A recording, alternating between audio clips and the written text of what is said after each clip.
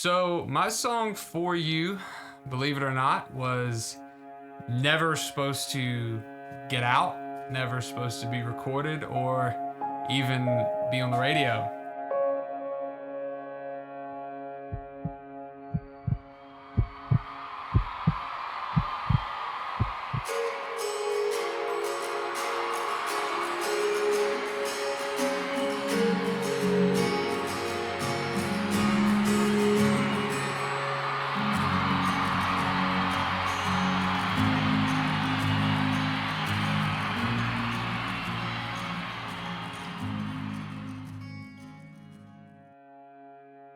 So For You was written in May of 2023. I wrote it for my wife as a birthday gift. It was not supposed to be this radio single at all.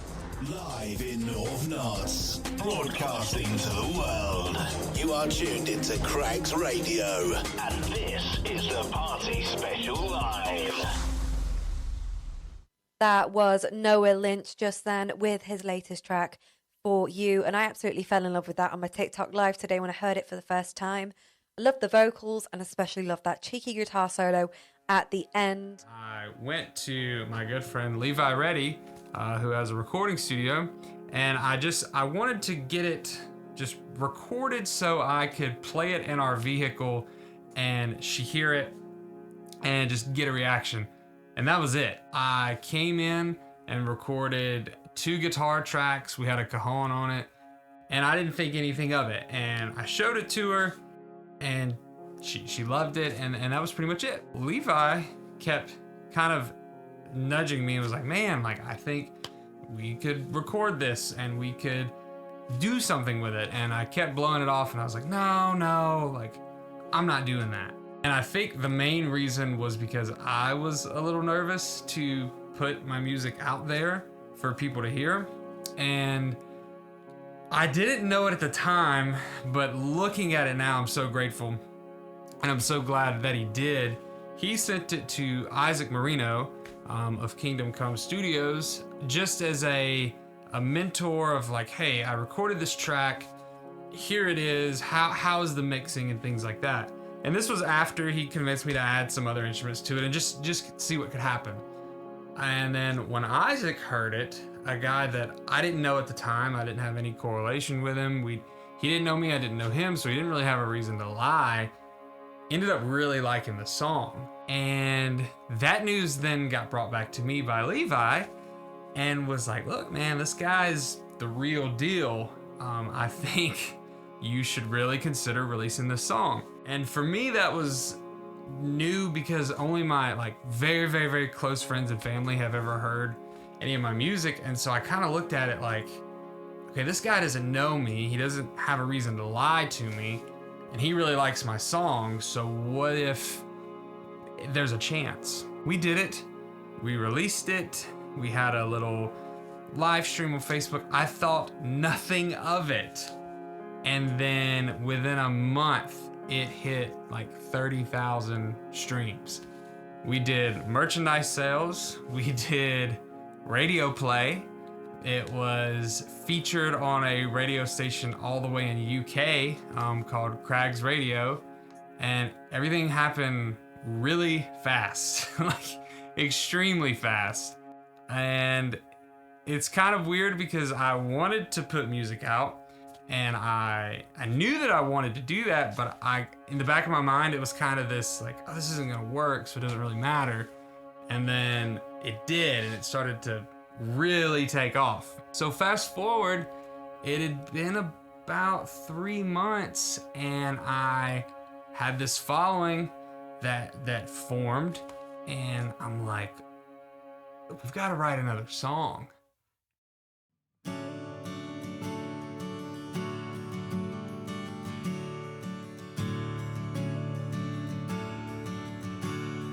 For You did so good out of the gate that I'm like, well, what if this song doesn't do as good? And the contrast of the two is day and night. Like For You is very pop and radio friendly and just structured in a way that a radio song should be. And then I Write Good Things Take Time that has one acoustic, some strings, and very subtle drum line. And the song is the most personal thing I've ever written. It wasn't even written in a way of like, hey, you the listener, this is how you feel. This was like direct pen to paper.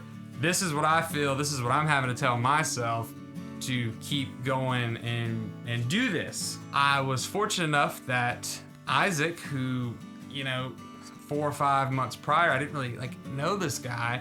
We started a former friendship, and he hopped on and mixed and mastered my song Good Things Take Time. So already within my second single, I have, Isaac, who's worked with so many people, even like my idol, like John Mayer, he's done stuff with him.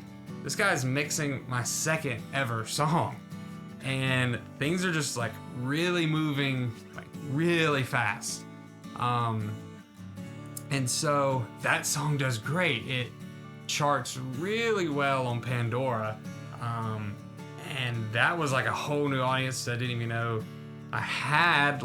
In the West Coast, it just is doing phenomenal. So now we're 2 songs in, and the ball's moving really, really, really fast. And then me and my wife find out we're having our first child. And it wasn't that was scary, but I just really had a very slight moment of what do I do now? I've got these 2 songs that for no record label, no promotion outside of I'm just promoting it myself, that now we have this child in the mix.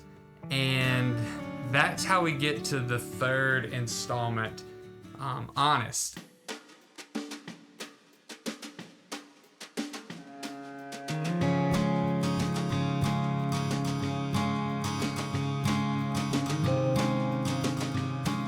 This song was really, during that time, it's crazy because I try to write songs that I think this is the kind of song I want to write. And it never works. I've came in here and we've tried to make these ideas and they just don't work.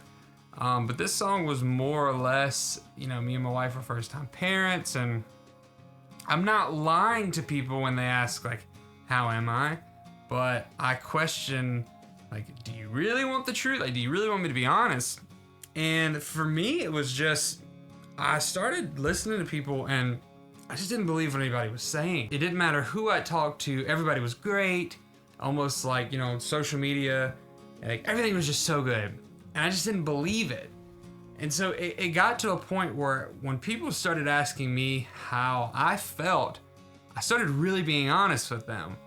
And it then gave them that security to open up and do the same thing. And there's a line in the song called, everyone I talk to, they all have their crowns, but behind closed doors, they're breaking down. And I started to see that, and it's a very surface level lyric, but it's true because you ask somebody how are you? Oh, I'm great. You're okay. And then they go home and whatever it is they're dealing with, they're not telling anybody. And so this song is just a reminder, I think for myself, but almost for all those people that, it's oh, I'm great. I just want to tell them, it's okay to communicate that. So Honest is just almost just an anthem of look, we're all dealing with stuff. It's okay.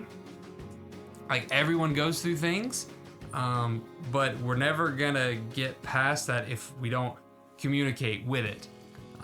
The main line of the song is does it even matter anyway? And I started to realize 90% of the things didn't matter. I thought they did at the time. They seemed super big, and I'm we're gonna have this baby. What do we do? And fast forward, and she's 4 months old, and everything that we were freaking out, and everything we were worrying about is completely fine. There's a saying, there's the way that it is, and there's the way that it seems. And 90% of the times, the ways that it seems is not the way it is. I thought, we're never gonna do this and this, we're not gonna be able to do that. Like, that wasn't true in the slightest. So I'm very proud of this song. I think as far as my songs go, is for meaning, like, I really stand behind this one, and I'm so grateful for you guys to check it out. I can't wait. You know, it's going to be available May 9th. And yeah,